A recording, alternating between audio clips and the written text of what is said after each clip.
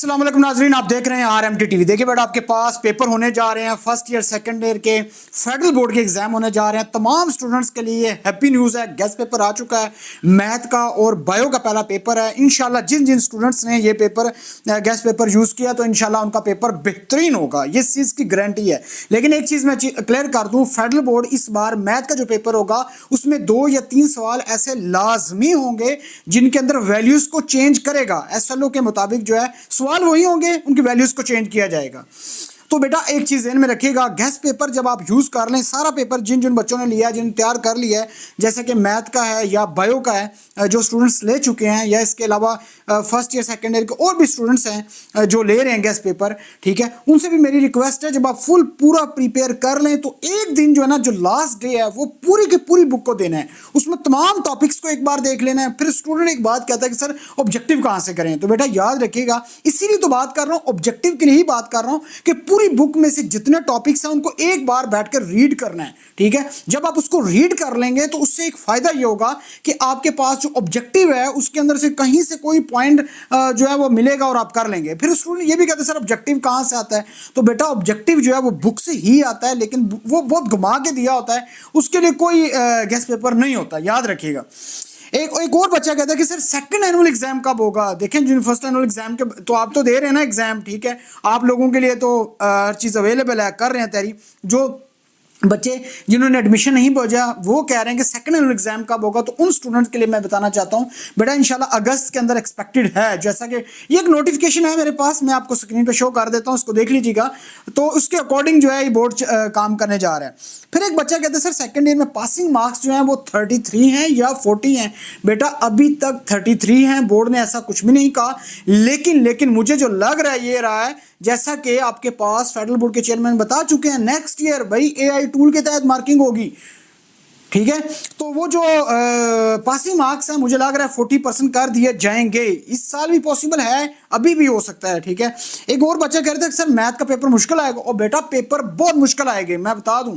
Second year के जो students हैं, जो फर्स्ट ईयर के जो स्टूडेंट्स हैं, बेटा एक चीज ध्यान में रखिएगा, आपके जो पेपर हैं इतने आसान नहीं होंगे, ठीक है। और जो पेपर हैं वो थोड़े से टफ होंगे एज कंपेयर टू 9th के पेपर बहुत इजी हुए।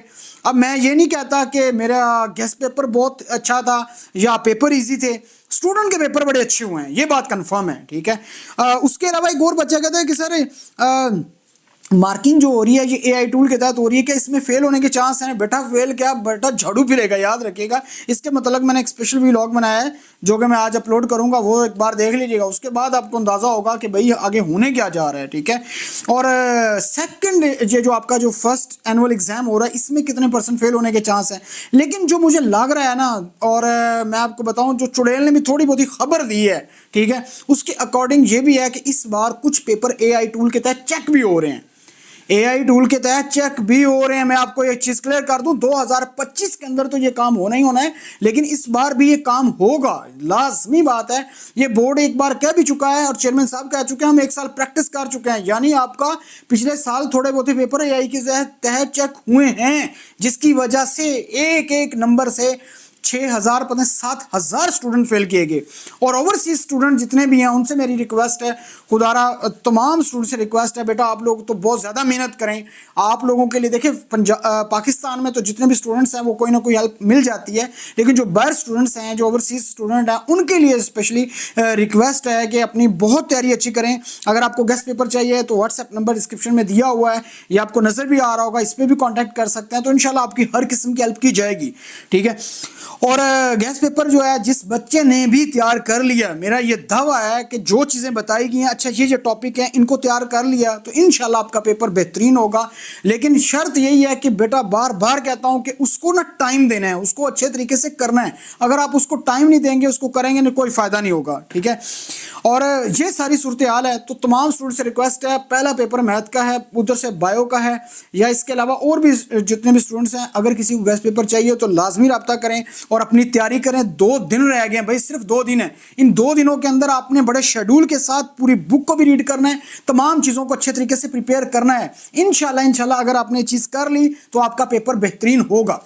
और बेटा मुझे उम्मीद है कि और एक उम्मीद भी है और एक बहुत बड़ी होप भी है कि जितने टीचर हजरात जो चेक कर रहे हैं इस बार जो मार्किंग कर रहे हैं उनसे भी रिक्वेस्ट है खुदा इन तमाम स्टूडेंट्स को पास करें, जैसा कि 2025 के अंदर जो फेल होने के चांसेस हैं वो बहुत बड़े बढ़ गए हैं। और इसीलिए जो अभी टीचिंग जो मार्किंग कर रहे हैं जो टीचर, उनसे रिक्वेस्ट है तमाम स्टूडेंट्स को पास करें। और ये भी मेरी रिक्वेस्ट है अभी जो स्टूडेंट्स तैयारी कर रहे हैं उनसे भी रिक्वेस्ट है बेटा अपनी शेड्यूल बना के डट के मुकाबला करके तैयारी करें। यकीन माने आगे आगे निज़ाम बहुत मुश्किल होते जा रहा है, ठीक है। अब बच्चा कहता है मार्किंग कैसे टफ होगी, फिर ये भी बता देता हूँ बेटा आपका SLO एग्जाम है 40% वाला कर दिया है। प्रैक्टिकल के अंदर आप देख सकते हैं जो हालात हुए हैं 9th के और फर्स्ट ईयर के होंगे आगे, ये भी उनके लिए मुश्किल है। 10th और सेकंड ईयर के जो स्टूडेंट्स हैं उनके लिए मसला नहीं है, उनके लिए मसला इस पॉइंट ऑफ व्यू से नहीं है क्योंकि उनका पुराना तरीका है वही जैसा कि निज़ाम है। अभी 10th के प्रैक्टिकल भी मैंने लिए हैं तो वो वही सारा निज़ाम है, वो बेहतर है, ठीक है।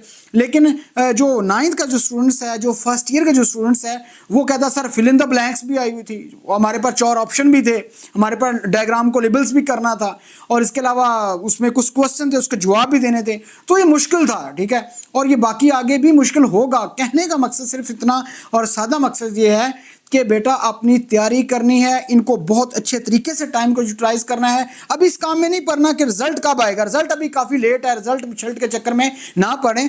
अभी फिलहाल जो पेपर हो रहे हैं ना उनको बहुत अच्छे तरीके से करना है। तो ये सारी न्यूज़ है। बाकी जो भी बोर्ड चेंजिंग करता है या जो भी होती हैं ये आने वाले टाइम के अंदर अच्छी हैं या बुरी हैं, ये मैं आपको इतना क्लियर कर सकता हूँ सादा अल्फाज में। चुड़ैल ने इतनी बात कही है कि भाई ये जो निज़ाम है ना ये टोटली चेंज होने जा रहा है, बिल्कुल चेंज होने जा रहा है। और आम नॉर्मल जो स्टूडेंट्स है उसके फेल होने के जो चांस है वो 80% है, याद रखिएगा, ठीक है। 80% स्टूडेंट फेल होगा।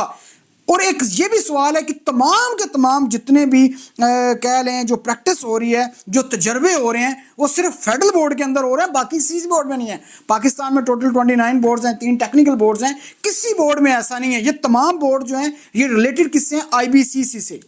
अब सवाल ये पैदा होता है कि आप क्यों डिग्री कर रहे हैं IBC? ओ भाई जहां मर्जी से करें, डिग्री मानी जाती है। ये खाम में हमें बेवकूफ़ बनाया जाता है कि फेडरल बोर्ड से करें तो फायदेमंद है, यहां से करें फायदेमंद है। ओ भाई जाके IBCC वालों से पूछें, सबके फैसले IBCC करता है, ठीक है। तो फिर कौन सी इंपॉर्टेंस हुई फेडरल बोर्ड की जी? बड़ी कौन सी ऐसी चीज है? तो इसलिए ये मत समझे आप पंजाब से कर रहे हैं या KPK से कर रहे हैं या एबटाबाद से कर रहे हैं या कोहाट से कर रहे हैं या सिंध से कर रहे हैं, डिग्री डिग्री है, ये याद रखिएगा। कोई इसमें फर्क नहीं, ये हमने इंसानों ने बनाया हुआ है कि ये चीज़ है। मैं कहता हूँ आप सिंध की डिग्री लेकर जाएं, बाहर कंट्रीज के अंदर लेके जाएं, मानी जाएगी। लेकिन हमारा जहन बना दिया गया है कि जो बच्चा KPK या कोहाट से करता है डिग्री या सिंध से करता है वो उसने नकल मार के पास हुआ है, और जो पंजाब से कर रहा है या फेडरल से कर रहा है वो बहुत नंबर 1 है। ऐसा कुछ भी नहीं है, तमाम डिग्रीज इक्वल हैं। हाँ यहाँ अपना माइंड जैसा मर्जी बना लें, उसके मुताबिक चलते रहें, उस पर कुछ कह नहीं सकते। तो ये सारी सूरत हाल है। अब आपने देख लेना है ओवरसीज जितने भी स्टूडेंट्स हैं उनसे रिक्वेस्ट है बार बार कि अगर किसी की तैयारी नहीं है, मैथ में केमिस्ट्री में रब्ता करें, इंशाल्लाह आपको गेस्ट पेपर देंगे, तैयारी करके जाएं इंशाल्लाह फुल पेपर। हाँ एक चीज़ जाते जाते बता दूं बेटा, पेपर होने वाले हैं, पेपर पूरा भर के आना है, खाली नहीं छोड़ना, बार बार कह रहा हूँ। अच्छा खाली से क्या मुराद है, एक और चीज़ सुन लें बेटा, अगर लाइन्स 14 लाइंस दी गई है ना तो पूरी की पूरी लाइनें लिख के आनी है, ठीक है। अब आप आपने ये नहीं करना 6 लाइनें लिखें और उसके बाद छोड़ के आ जाएं, नहीं जी, आपने 14 लाइंस पूरी लिख के आनी है। फिर एक सवाल ये भी होता है, बच्चा कहता है सर मुझे आता ही नहीं है। आपको ये बात तो पता है ना कि भाई इस टॉपिक है, ये टॉपिक है, ये नहीं आ रहा है, लेकिन इससे रिलेटेड क्या आ रहा है, तो वो तो लिख के आए ना यार, खुदा के बंदो, वो क्यों छोड़ के आ रहे हो?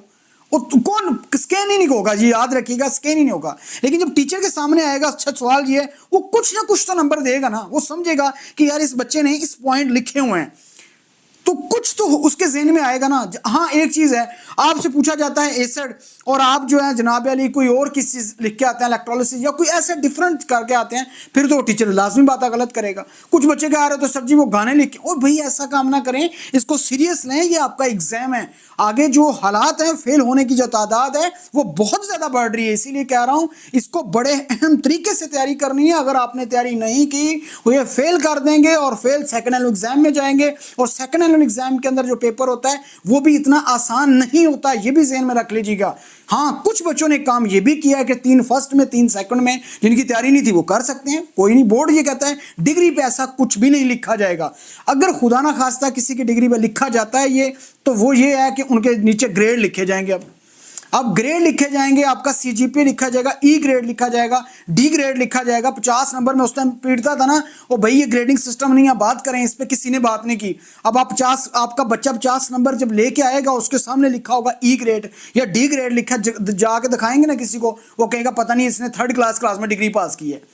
तो ये तो निजाम की है, किसी ने बात नहीं की, चुप करके बैठे रहे हैं। अब एआई के ऊपर भी काम हो रहा है, ठीक है। अंदाजा इस बात से लगाएं, पेपर पढ़ा कौन रहा है? टीचर।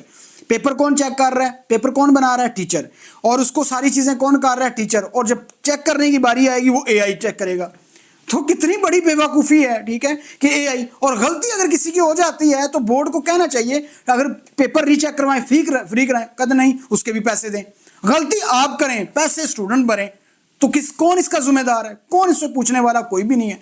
अब वो सिद्दीकी साहब, पता नहीं वो जो क्या नाम है, हमारे एजुकेशन मिनिस्टर लगा दिए गए हैं, जिस तरीके से उनको लगाया गया है, जो सबको पता है किस बेस के ऊपर लगे हैं, किसी कोई बंदा बता दे, वो भाई कहाँ का बंदा कहाँ पे आके आपने एजुकेशन मिनिस्टर में लगा दिए।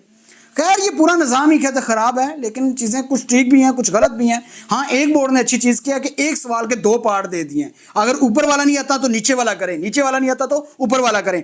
तो ये एक बात अच्छी है, इस पर आप अमल किया जा सकता है, इसमें स्टूडेंट्स के लिए आसानी है। तो इस चीज़ को आपने समझ के बड़े ध्यान से और जो मर्जी पहला सवाल करें, और उसमें कोई गलती नहीं करनी, कोई मिस्टेक नहीं करनी, क्योंकि अगर आपने मिस्टेक की तो टीचर वो स्कैन ही नहीं करेंगे, गलती होगी और उसके लिए बहुत बड़ा मसला बन सकता है। ये बार बार स्टूडेंट बहुत से हमसे रब्ता करते हैं, पूछते हैं कि सर ये हमसे मिस्टेक हो गई है। तो बेटा इन मिस्टेक से बचना है।